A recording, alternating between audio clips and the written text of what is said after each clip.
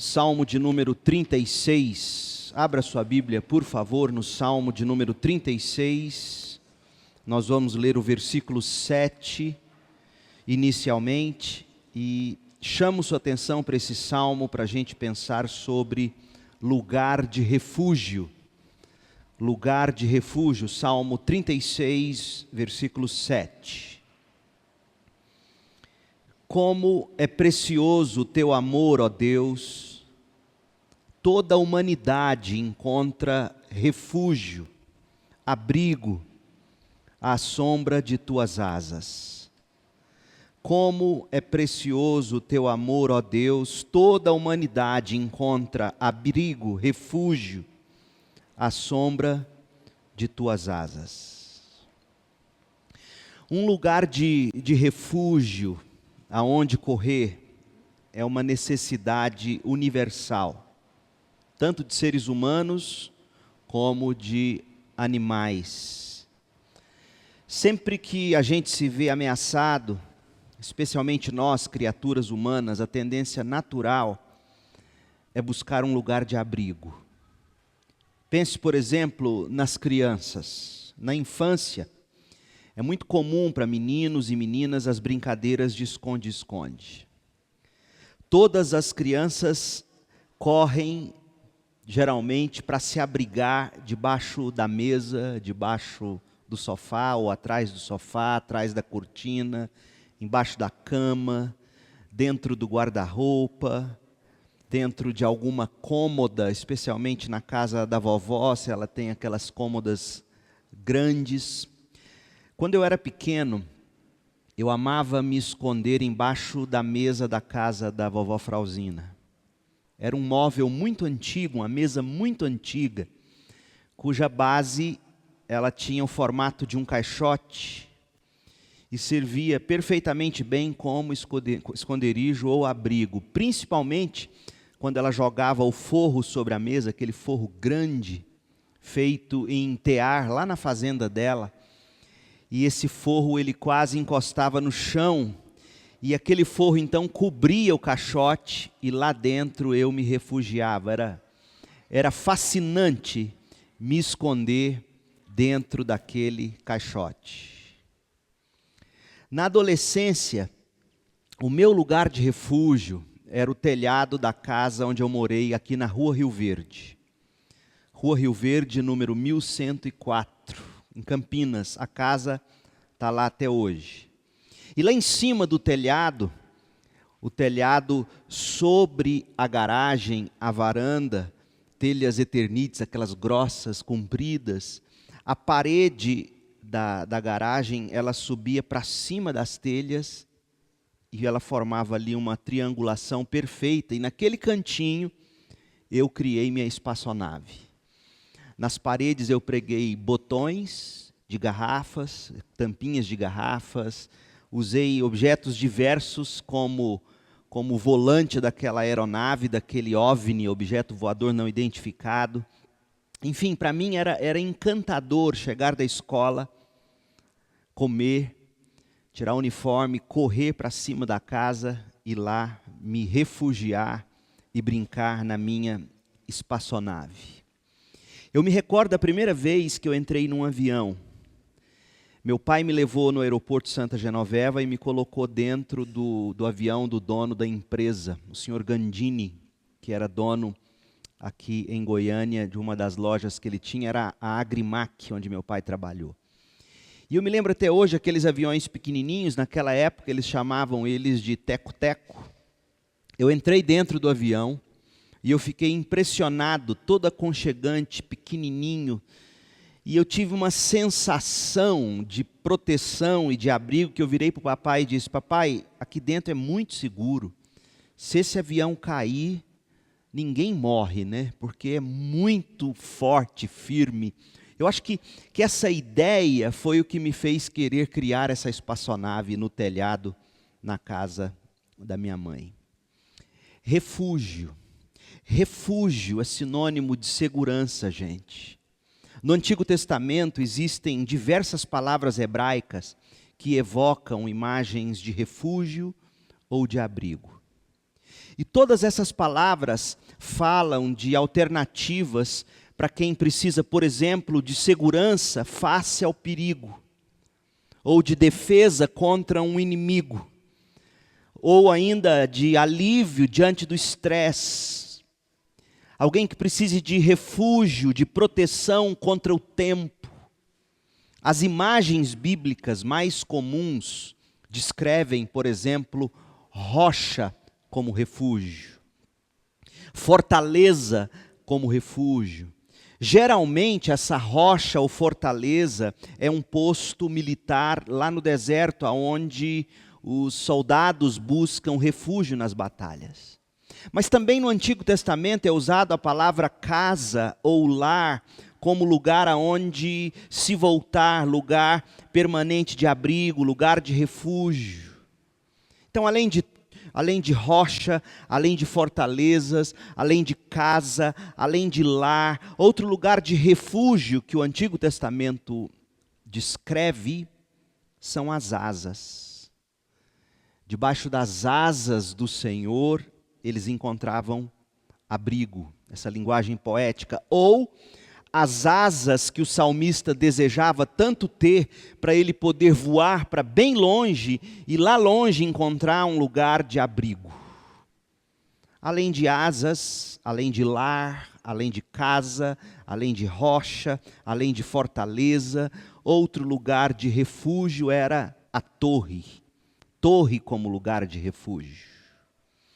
Enfim, meu povo, definitivamente o ser humano precisa de um lugar de refúgio. A gente vê isso, a gente percebe isso. Não são só os passarinhos, não é só o João de Barro. O ser humano, desde cedo, uma criança, a criança recém-nascida, o lugar de refúgio dela é o seio da mãe. Às vezes ela não está nem com fome, mas ela quer o peito da mãe. Ela quer refúgio no colo da mãe. O versículo que a gente leu no início, Salmo 36, versículo 7, ele nos deixa muito claro a ideia de que nós, seres humanos, precisamos de refúgio. E o refúgio de que o salmista fala no versículo 7 do Salmo 36 é o amor de Deus. O texto diz assim: como é precioso o teu amor, ó Deus. Toda a humanidade encontra abrigo ou refúgio à sombra das tuas asas. A sombra das asas de Deus aqui é uma imagem para o amor de Deus. No amor de Deus nós encontramos refúgio. O Salmo 36 é muito parecido com o Salmo de número 1 do Saltério. Ou seja, tanto o Salmo 1 como o Salmo 36 contrasta o caminho do justo com o caminho do ímpio. O Salmo 1 e o Salmo 36 revelam as diferenças das naturezas entre os justos e os ímpios. As diferentes escolhas do justo e do ímpio. E, por fim, o Salmo 1 e o Salmo 36 nos mostra os diferentes destinos, tanto do justo como do ímpio. Só que tem duas diferenças básicas entre o Salmo 36 e o Salmo 1. A primeira diferença é de ordem cronológica, ou de ordem descritiva, melhor dizendo. A ordem aqui no Salmo 36, ela é inversa da ordem no Salmo 1. No Salmo 1, primeiro o salmista descreve o justo, versículos 1, 2 e 3. Depois o salmista descreve o ímpio, no versículo 4. E aí, os outros últimos versículos, 5 e 6 do Salmo 1, o salmista ele descreve o destino de ambos em contraste. Essa é a ordem do Salmo 1. O justo, o ímpio, o destino dos dois. No Salmo 36, a ordem é um pouco diferente. Primeiro se fala dos ímpios, versos 1 a 4. Depois se fala dos justos, versos 5 a 9. E por fim, versos 10 a 12, no Salmo 36, é apresentado o destino dos dois em contraste. A segunda diferença é a diferença de ênfase. A ênfase é diferente no Salmo 36 com relação ao Salmo 1. No Salmo 36, a seção que foca na vida do justo, ou seja, os versículos 5 a 9, essa seção, principalmente, quando fala do justo, fala, na verdade, de Deus, cujas qualidades e cujos frutos do relacionamento o justo desfruta. A ênfase não é tanto no justo, mas no Deus do justo. E tudo o que se deseja destacar no Salmo 36 é que Deus, somente Deus, é o lugar de refúgio do justo. Pois bem, dito tudo isso, o que nós faremos agora é fazer um pequeno passeio pelo Salmo 36, fazendo algumas observações a partir da estrutura que o Salmo nos dá em busca de orientação para nós. Sim, existe a nossa necessidade intrínseca por refúgio. Ninguém fica sem refúgio, sem abrigo. Ninguém vive sem refúgio. Existe diversas maneiras de alguém encontrar refúgio, e o Salmo 36, de alguma forma, vai nos revelar isso. Então, nós vamos fazer 3 destaques olhando para esse salmo. O primeiro deles é o seguinte: nós precisamos de refúgio, mas refúgio de quê? Por que o refúgio? Afinal, quando se busca abrigo, nós estamos correndo de quem? Do quê? Essa é a pergunta que a gente precisa responder. E é impressionante, porque o que nós vamos encontrar no Salmo 36, especialmente no versículo 1, é algo que, pelo que pesquisei a princípio, não existe em nenhum outro lugar na Bíblia.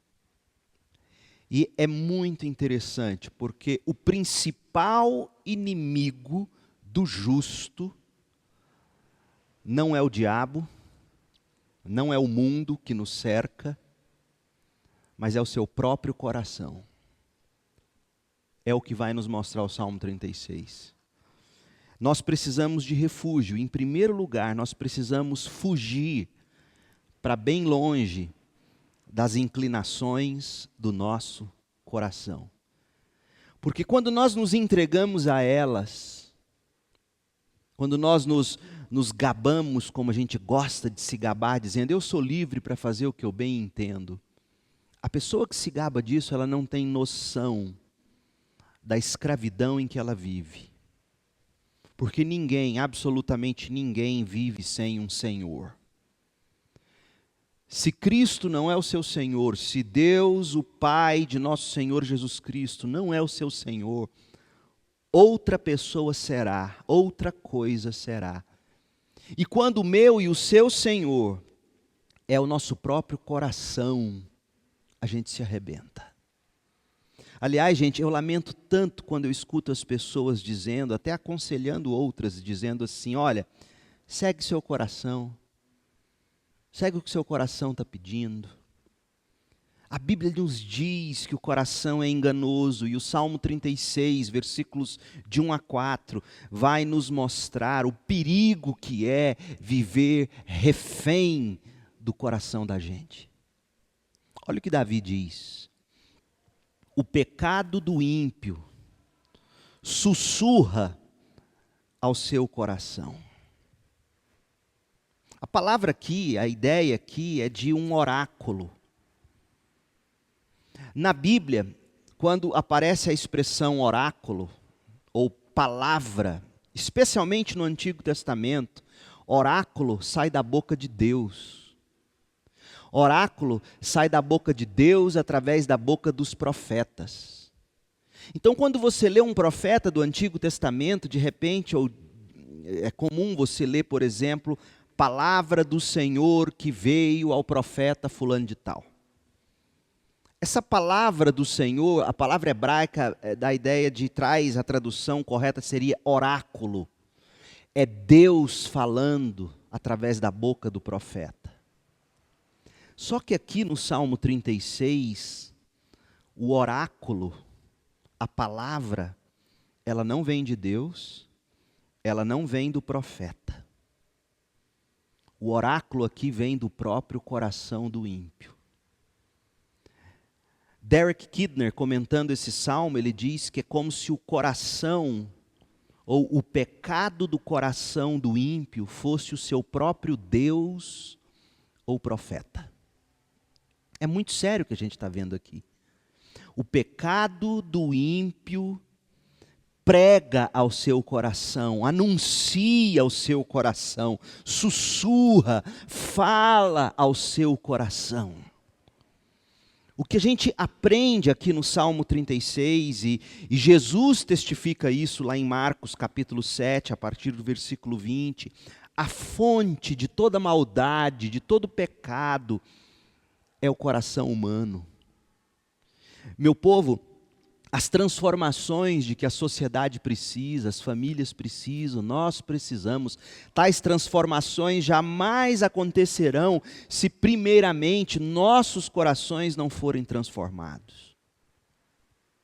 Porque você pode até mudar a estrutura, você pode até reformar o ambiente, a sociedade, você pode até mudar de amizade, você pode até, às vezes as pessoas acham, por exemplo, que o conserto da coisa está em mudar de casamento, você pode até mudar de casamento, você pode mudar de amigo, você pode mudar de igreja, você pode mudar de cidade, você pode mudar de país, você pode mudar de tudo, mas seu coraçãozinho continuará lá dentro de você, sussurrando, inclinando você. Ah, se as mudanças não acontecerem primeiramente no coração da gente. Jesus vai dizer para nós em Marcos 7, que é de dentro do coração, esses sussurros do coração, é daí que vem todos os tipos de maldades ou de males. E aí Jesus pontua alguns, talvez os mais comuns que ele enxergava nos seus dias. Ele diz, olha, é do coração, Marcos 7, 21 e 22, é do coração que vem os maus pensamentos, é do coração que vem a imoralidade sexual, a pornografia, a pedofilia, a traição, o adultério, a fornicação, é do coração que vem o roubo, é do coração que vem o homicídio, é do coração que vem o adultério, é do coração que vem a cobiça, é do coração que vem a perversidade, é do coração que vem o engano, é do coração que vem as paixões carnais, a inveja, a calúnia, o orgulho, a insensatez, todas essas coisas desprezíveis. Diz o Senhor Jesus, vem de dentro. E são elas que nos contaminam. Marcos 7, 23. Portanto, meu povo, o que Davi nos mostra de cara no Salmo 36 é que a fonte do pecado é o coração. E as transformações que as pessoas realmente precisam, todas elas, inclusive nós, são transformações de coração. Nós, espiritualmente falamos, literalmente precisamos de um transplante de coração. Deus tem que pegar nosso coração de pedra e colocar no lugar dele o nosso coração, ou um coração de carne. Quem confia ou segue o seu próprio coração, sem filtrar as inclinações e os desejos e as vontades do coração, sem filtrar isso, pela Bíblia, cairá em ruína, como vai dizer Davi lá no final desse salmo. A maior desgraça para um ser humano é ele viver à mercê do sussurro do seu coração. É a pior desgraça. Olha o que vai acontecer, e Davi então prossegue. Salmo 36, 1. O pecado do ímpio sussurra ao seu coração. Ele mostrou a fonte do pecado, é o coração. Agora, ele vai mostrar o fruto do pecado a partir do coração. Gente, é devastador para nós o fruto do pecado, porque a primeira coisa que Davi nos mostra, no verso 1 ainda, é que o coração do ímpio é cauterizado.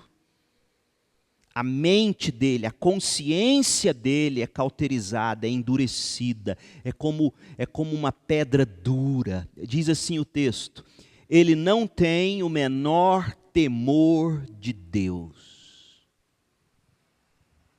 esse homem que vive ouvindo, ou essa mulher que vive ouvindo o sussurro do seu coração, é alguém cujo coração ou consciência são blindados. O temor de Deus não penetra ali.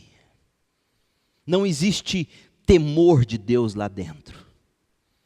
E as consequências são as mais catastróficas, porque, gente, quando a gente perde o medo, a gente está em apuros. Quando a gente perde o medo e enfrenta o bandido, por exemplo, ele nos dá um tiro e a gente morre. Quando a gente perde o medo e vai andar num navio, ou numa lancha, ou numa canoa, por exemplo, sem salva-vidas, o barco tomba, a gente cai no rio ou no mar, dá uma cãibra, a gente morre afogado. Quando se perde o medo, o pior acontece. Quando se perde o temor de Deus, nem se fala. E olha o que vai acontecer. No versículo 2, Davi diz que quando você cauteriza a mente ou a consciência, a segunda coisa que acontece é a cegueira do orgulho e da presunção. Olha o verso 2. Em sua cega presunção, o ímpio não percebe quão grande é a sua perversidade. Ele está cego, cego de orgulho, cego de autoconfiança, e essa cegueira não o permite perceber o tamanho do problema dele, o tamanho da perversidade ou do desvirtuamento dele. Não permite ele perceber o quão perdido ele está. Ele é cego, ele está cego. Quantas vezes nós já não nos pegamos em caminhos assim, gente? Aí de repente a gente acorda e fala, meu Deus, como eu não vi isso antes. Quantas pessoas nós não conhecemos que estão cegas de presunção e não enxergam o tamanho dos estragos que elas vêm fazendo na vida delas e na vida daquelas pessoas que elas amam? Quantas pessoas cegas de presunção não enxergam o quanto elas ferem os outros, machucam os outros, pisam nos outros? E aonde está a raiz de tudo isso? Essa cegueira de presunção é fruto de uma consciência cauterizada, que não teme a Deus, que é fruto do coração sussurrando para o ímpio.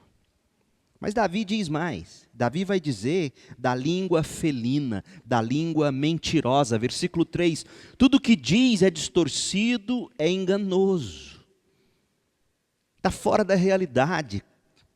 Não quer agir com prudência, nem fazer o bem.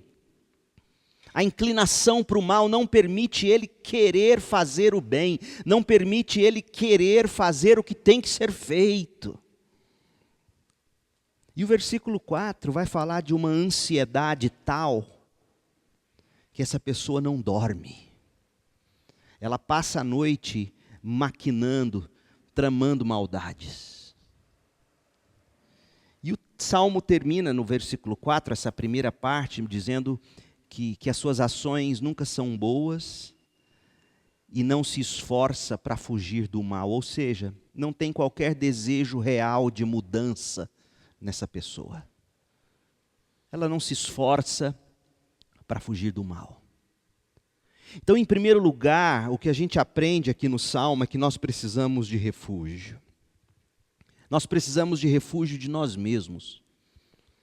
Nós precisamos de refúgio que nos proteja das nossas maldades, do nosso próprio coração, do nosso orgulho, da nossa miséria, porque nós, por natureza, somos sempre inclinados para a prática da maldade. Mas nós também precisamos de refúgio desse mundo mau, porque esse mundo mau é composto por pessoas cujo coração é mau.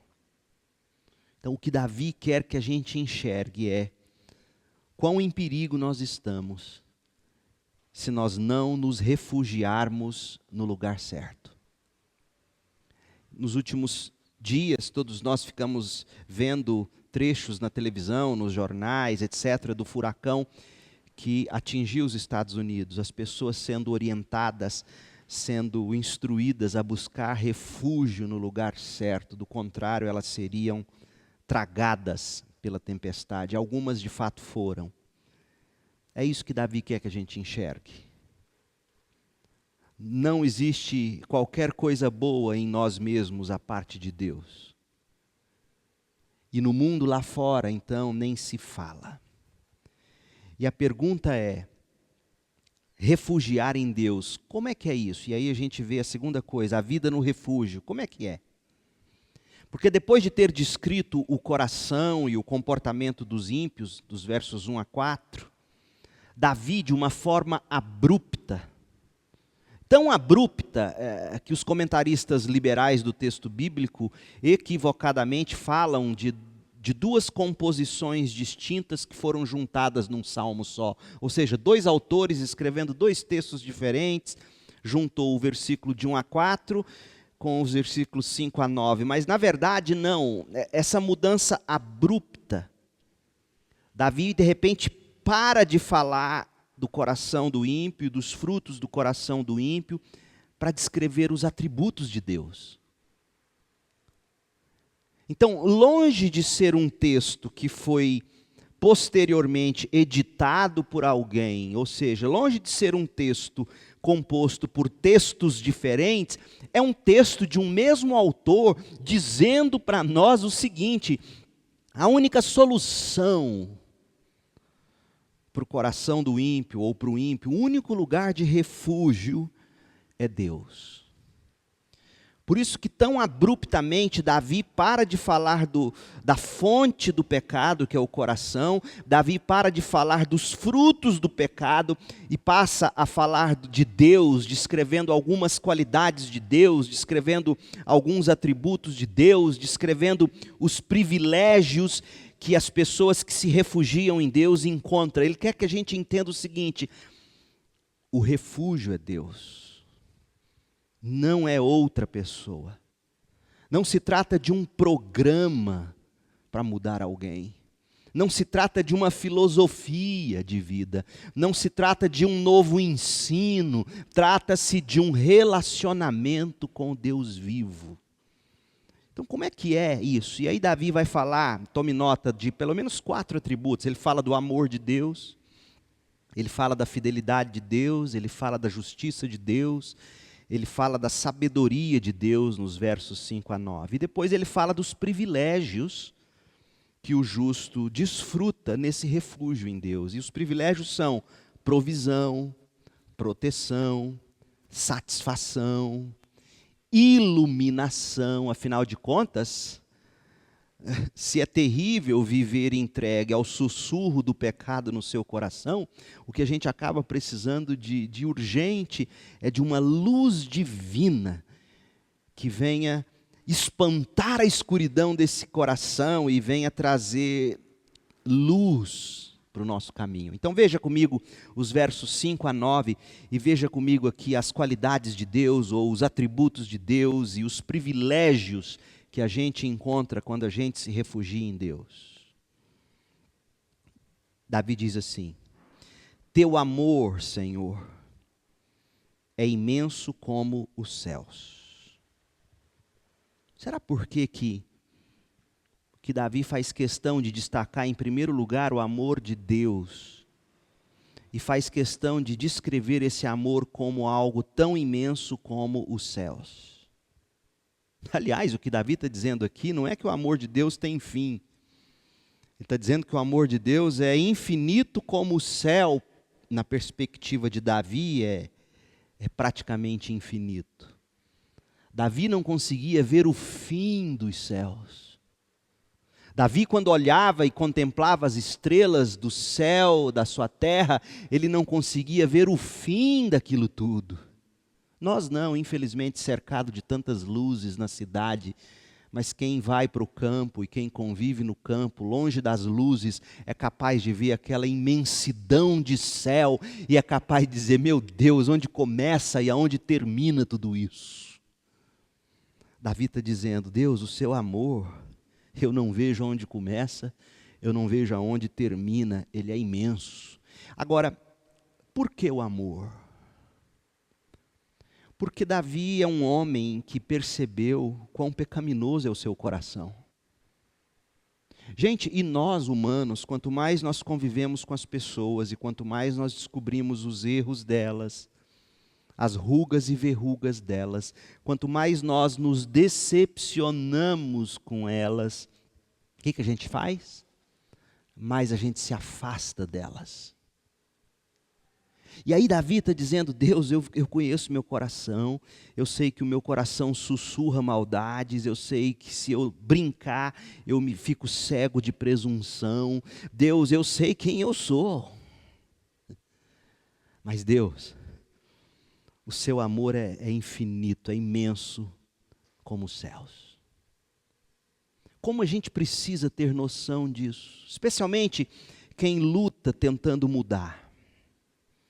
Quem luta tentando ser diferente. Você tem um pecado, digamos, que te escraviza a vida inteira. Uma inclinação que você por ela já pediu tanto. Disse, Deus, me livra disso, me liberta disso. Deus, eu preciso mudar. E você não muda. Chega num ponto, como eu já ouvi pessoas dizerem isso, dizendo assim, pastor, eu não tenho mais coragem de pedir para Deus.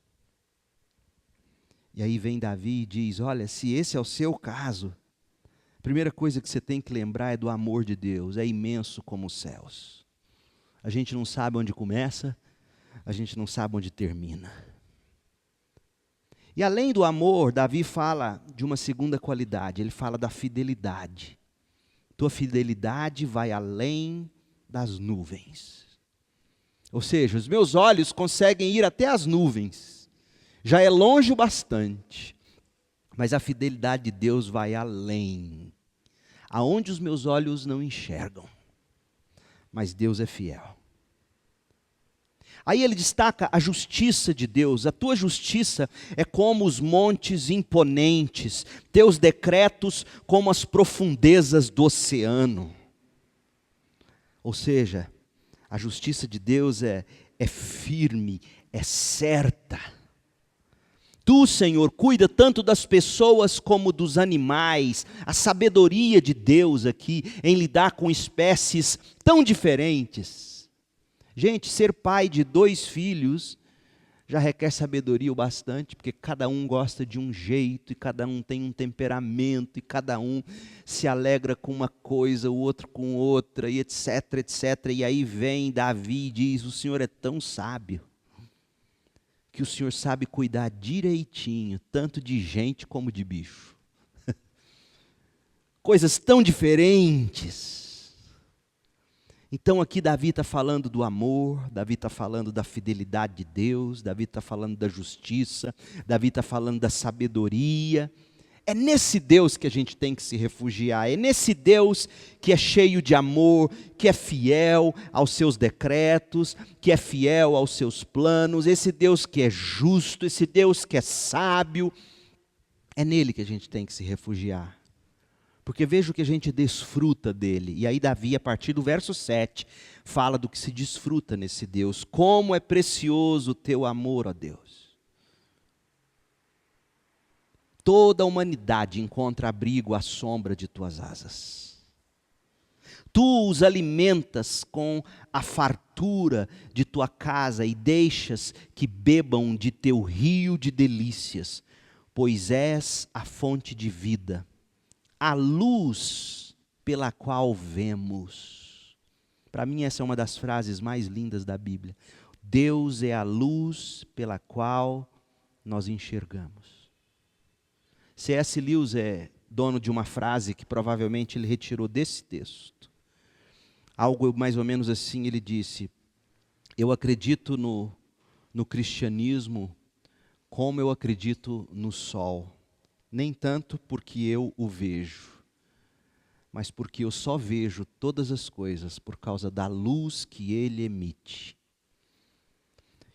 Meu povo, ou a gente aprende a enxergar a vida pela luz do Evangelho de Cristo, pela revelação de Deus nas Escrituras, ou a gente aprende a ver a vida pelo Evangelho de Jesus, ou nós vamos viver escravos da pregação do coração pecaminoso.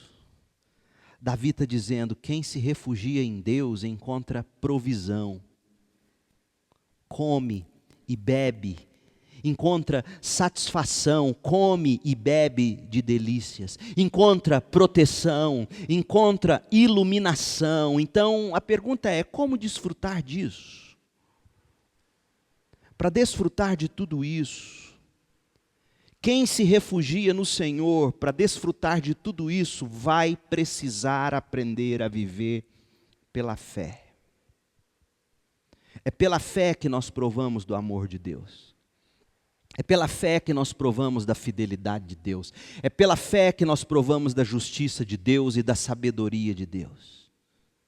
É a graça de Deus, por meio da fé, que derrama sobre nós provisão, proteção, satisfação e iluminação. A vida no refúgio, a vida do refugiado, é vivida pela fé na graça futura de Deus. Tem uma autora cristã brasileira, ela é de São José dos Campos, ela escreve bastante, ela é da Igreja Batista da Graça em São José dos Campos, ela escreve muito para um blog muito bom. Se você quer uma dica de um blog para você ler coisas excelentes cristãs, chama-se Voltemos ao Evangelho, procura na internet, Voltemos ao Evangelho.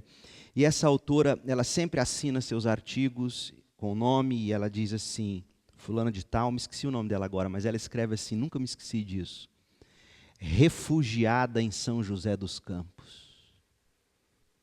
Falei, uau, é verdade, eu sou um refugiado em Goiânia. Minha pátria não é aqui, esse não é meu lugar.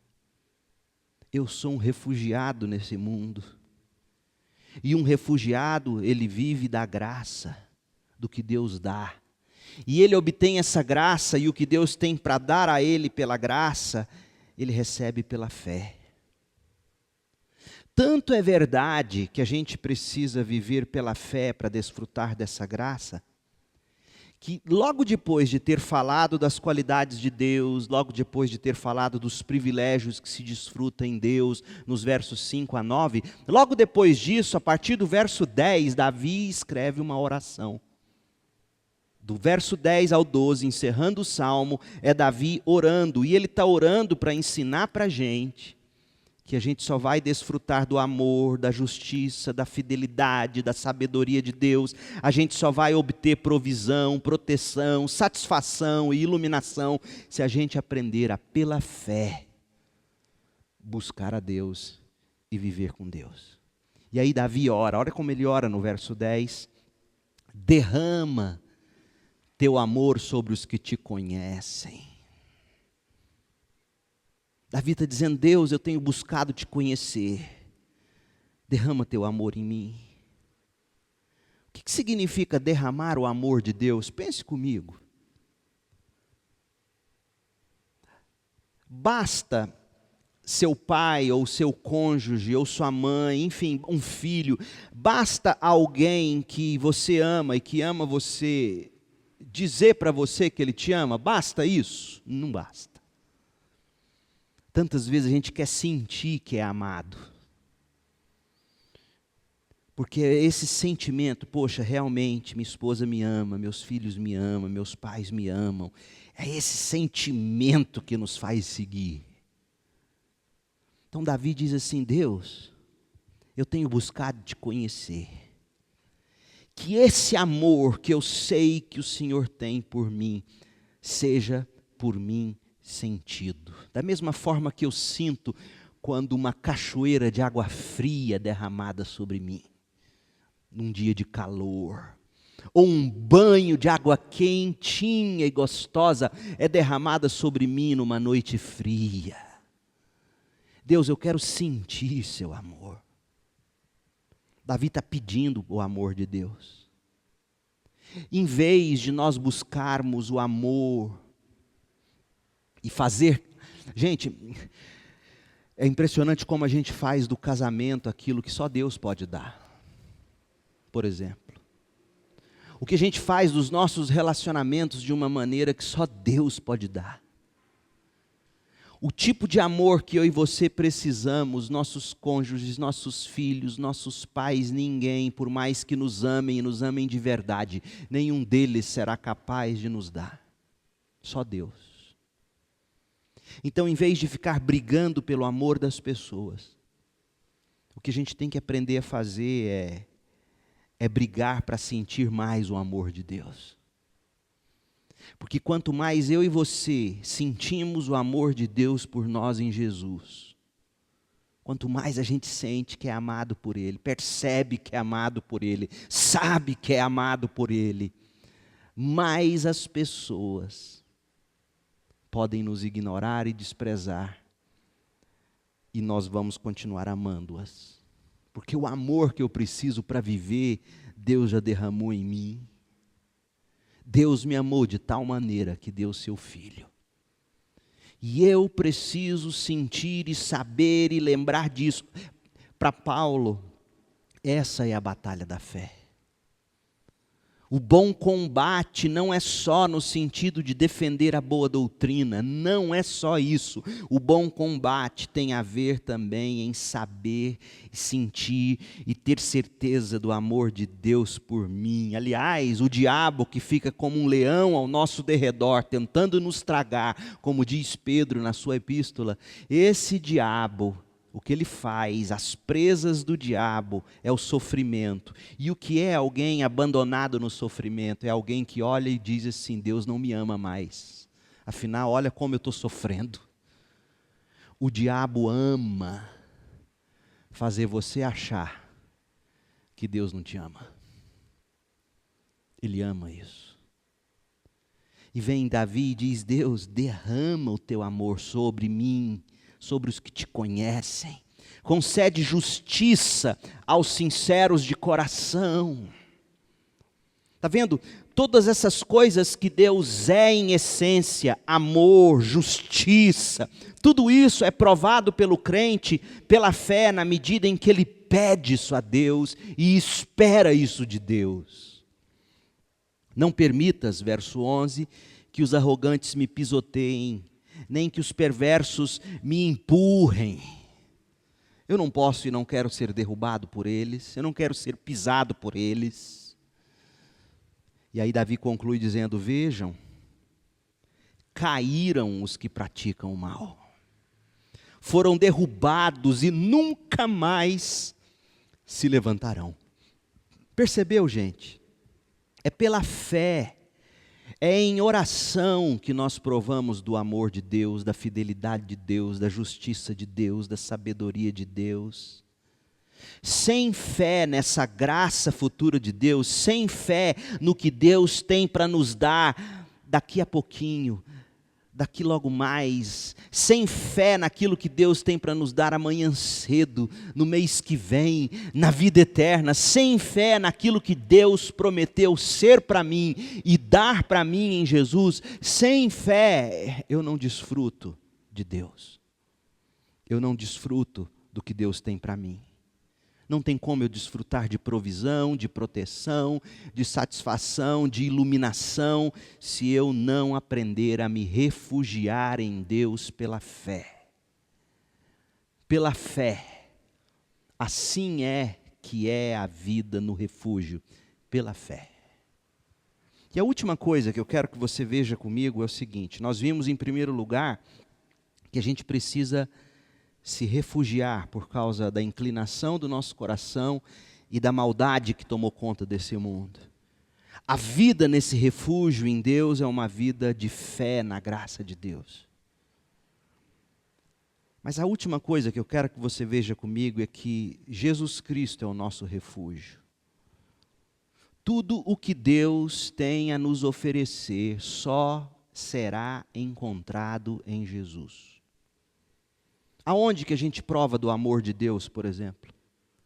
Em Cristo. É em Cristo que nós mais bebemos do amor de Deus. Deus nos amou de tal maneira que deu Jesus por nós. Aonde nós provamos da justiça de Deus? Cristo. Ele é o Cordeiro sem mácula, Ele foi sacrificado no meu e no seu lugar, Ele viveu sem pecado, Ele cumpriu a lei no seu próprio corpo, Ele foi para a cruz em nosso lugar, Ele se tornou justiça. Nós não somos justos, Ele é justo, e quando nele eu creio, a justiça dele é imputada a mim, é colocada em mim, e eu sou declarado justo. Eu sou prova da justiça de Deus em Jesus. Eu jamais conseguirei ser justo o bastante, nem você, para desfrutar da presença de Deus, mas Jesus é. E pela fé em Jesus, a justiça de Jesus me torna justo diante de Deus. Então, eu provo do amor de Deus em Jesus, eu provo da justiça de Deus em Jesus, eu provo da fidelidade de Deus em Jesus, porque aquele que vem ao Pai em Jesus, o Pai nunca o lançará fora. Aquele que começou em nós a boa obra da salvação vai terminar. É em Jesus que a gente prova da fidelidade de Deus e é também em Jesus que a gente prova da sabedoria de Deus. Até porque, Paulo vai dizer, a nossa salvação acontece por causa da sabedoria de Deus. De que forma? Pela loucura da pregação. Está lá em 1 Coríntios 1, 29. A sabedoria de Deus em nos salvar através da pregação da cruz, ou seja, Jesus, é Jesus Cristo que dá para nós, oferece para nós, permite a nós o amor de Deus, a justiça de Deus, a sabedoria de Deus, a fidelidade de Deus, e quem crê em Jesus recebe salvação, proteção, satisfação e iluminação. Jesus Cristo é o nosso refúgio. E foi precisamente por isso que ele disse o que disse ao povo judeu. Abra sua Bíblia lá em Mateus 23 e a gente termina lá. Olha o que Jesus diz em Mateus 23, 37. Ele é o nosso refúgio. Jesus virou para Jerusalém e com lágrimas nos olhos disse: Jerusalém, Jerusalém, cidade que mata profetas e apedreja os mensageiros de Deus, os profetas de Deus. Quantas vezes eu quis juntar seus filhos como a galinha protege os pintinhos debaixo das asas, mas você não deixou. Quantas vezes eu estendi minhas asas e disse: venham para o lugar de refúgio, e vocês disseram não. Não seja como Jerusalém.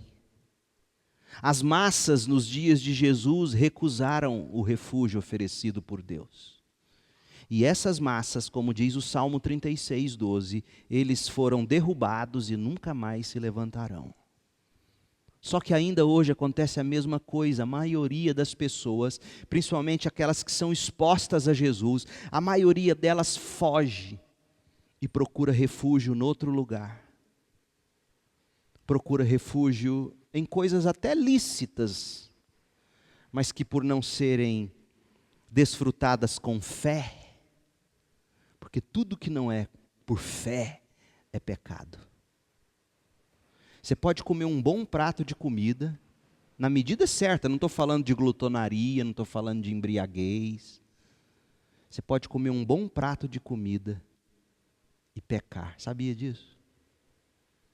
Porque tudo o que nós tomamos, comemos, fazemos, se não é fruto de fé na graça de Deus, Paulo diz, é pecado. Por quê? Porque não está se reconhecendo de onde veio e nem está se atribuindo o devido louvor para quem nos deu. Então, ainda hoje as pessoas buscam refúgio em comida, em bebida, em coisas, em relacionamentos, em carreira, em status, em idolatrias, em religião, e vem Jesus e diz: não, nada disso, vocês têm que se refugiar debaixo das minhas asas, eu sou o refúgio. Jesus é o refúgio. Então não seja você um desses que no final, por causa do engano do pecado, sempre tropeçam e caem por terem vivido na prática do mal. Venham hoje mesmo, agora mesmo, venha Jesus e encontre refúgio e cante como Davi cantou no Salmo 36, versículo 7. Como é precioso o teu amor, ó Deus. Toda a humanidade encontra refúgio debaixo das tuas asas. Jesus é o refúgio. Ele estende as asas e diz: venham a mim. Hoje à noite eu estou aqui para te dizer isso. Refugie-se no Cristo, viva pela fé na graça de Deus e viva da esperança do céu. Olha o que Hebreus fala sobre isso. Hebreus 6,18 diz assim: a promessa e o juramento não podem ser mudados, pois é impossível que Deus minta. Portanto, nós que nele nos refugiamos, estamos firmemente seguros ao nos apegarmos à esperança posta diante de nós. Ou seja, quem se refugia em Jesus, vive pela fé naquilo que Deus prometeu. E essa esperança é uma âncora firme e confiável para a nossa alma. Ela nos conduz até o outro lado da cortina, para o santuário interior. Jesus já entrou ali por nós. Ele se tornou o nosso eterno sumo sacerdote. Jesus é o nosso lugar de refúgio. E quem se refugia em Jesus é transportado para o reino eterno. Voltando à imagem da criança que gosta de brincar de pique-esconde. Ela busca refúgio no baú da casa da vovó, no guarda-roupa da casa do papai ou da mamãe. Ela busca refúgio de trás da cortina, debaixo da cama, porque quando ela brinca e se esconde, é como se ela fosse transportada para um outro mundo, um mundo de encanto e de beleza e de fantasias. Como é maravilhoso ser criança nesse sentido. E vem Jesus e diz, é plenamente possível. C.S. Lewis entendeu isso. Tanto entendeu isso que ele escreveu as Crônicas de Nárnia. E o primeiro livro da série, que já virou filme, é O Leão, a Feiticeira e o Guarda-Roupa. Porque quando as crianças entram no guarda-roupa, elas são transportadas para o outro mundo, o mundo de Nárnia. O mundo eterno, onde lá quem reina é Aslan, o leão da tribo de Judá. Encontre refúgio em Jesus. Deixe Ele transportar você para um reino de glória eterna. Feche seus olhos e ore comigo. Pai, em nome de Jesus, nós precisamos sim de Jesus, Pai. Ele é o nosso refúgio. É em Cristo que provamos do Teu amor, que provamos da Tua justiça, que provamos da Tua sabedoria, da Tua fidelidade. É em Jesus que temos proteção, provisão, satisfação e iluminação para os nossos corações. Ó Deus, que seja assim com cada um de nós hoje. Que possamos todos sair daqui refugiados debaixo das Tuas asas. Em nome de Jesus nós oramos. Amém.